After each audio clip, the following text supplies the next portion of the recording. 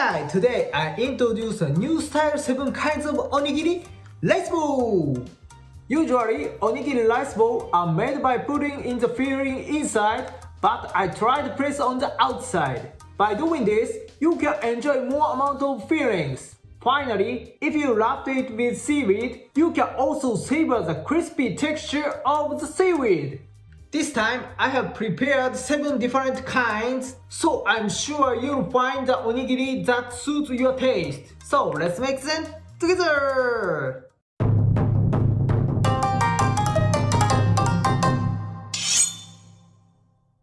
Let's start by cooking the rice first. Since we are making 7 onigiri, prepare 600 grams of rice. As the surface of rice may be dirty, let's lightly wash it. Mix it about 3 to 4 times and change the water. Then, add 800 ml of water. Approximately 200 ml is good amount for 150 grams of rice. Then, set it in the rice cooker and wait.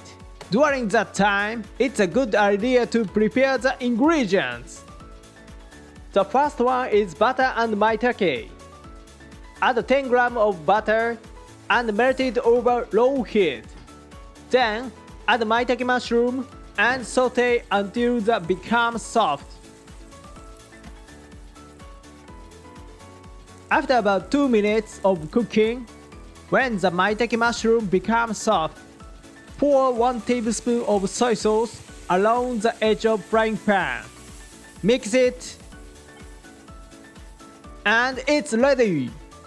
Let's take it out. The second one is shiso leaves and salmon.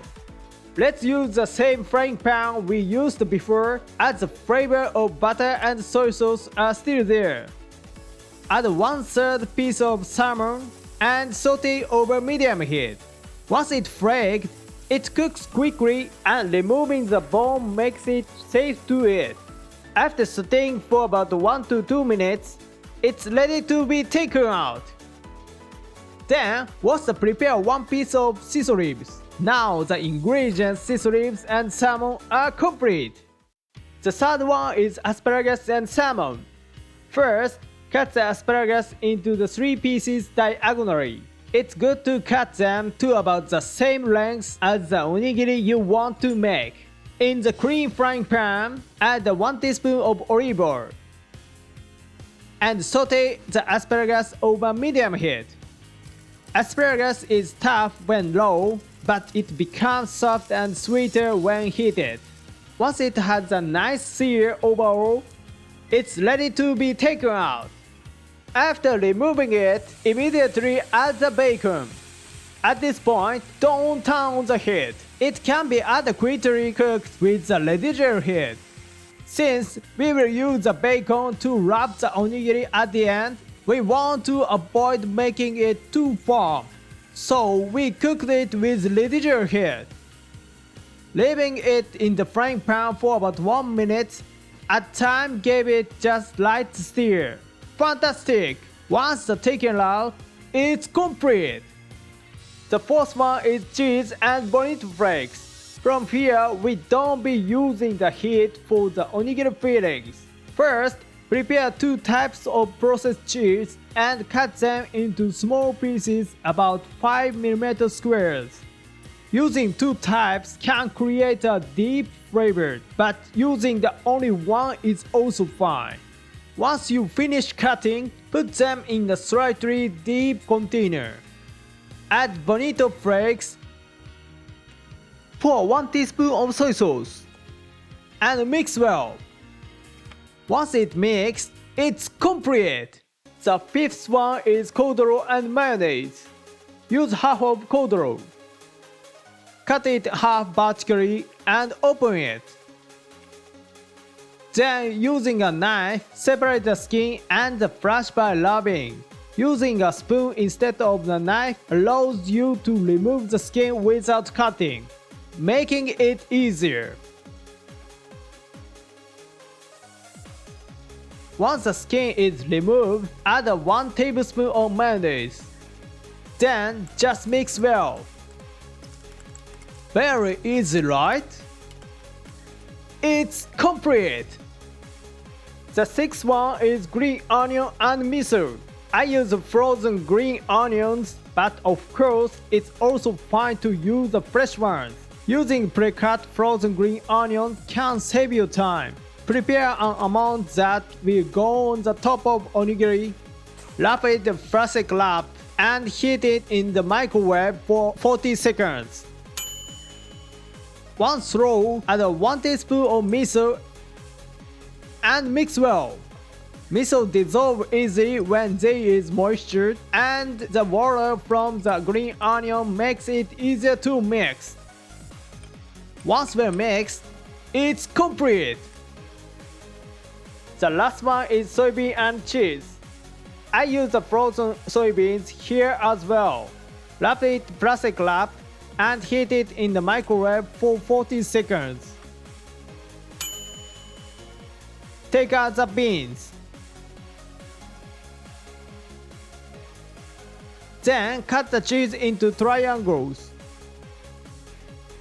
If you attach the leftover part to the back, you can eat the entire piece. It's just complete! Now all the fillings are ready. Finally, prepare the onigiri and place these fillings on top. It seems the rice has been cooked, but wait a moment. Mix it once and wait for about 10 minutes. Mixing and steaming will resist in fluffy rice. After 10 minutes, let's take out the rice. After taking out, add a little salt and mix. Adding a bit of salt to the rice is the key. Line a bowl with plastic wrap and place the rice in it. A bowl about the size of your fist is just right. Now let's shape the rice into the triangular onigiri. If it's challenging, it's also okay to make the round onigiri.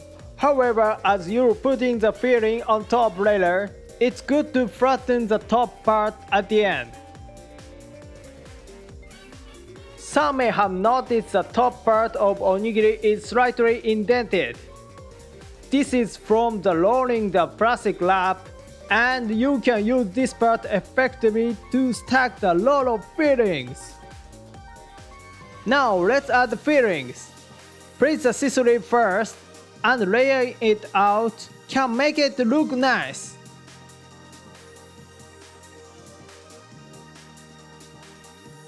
Also, bacon can be wrapped around the asparagus and rice, which is a good idea.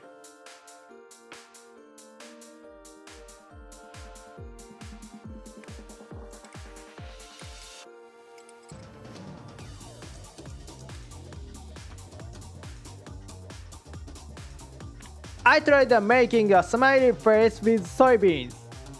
Well, it's complete when everything is stuck up. Finish!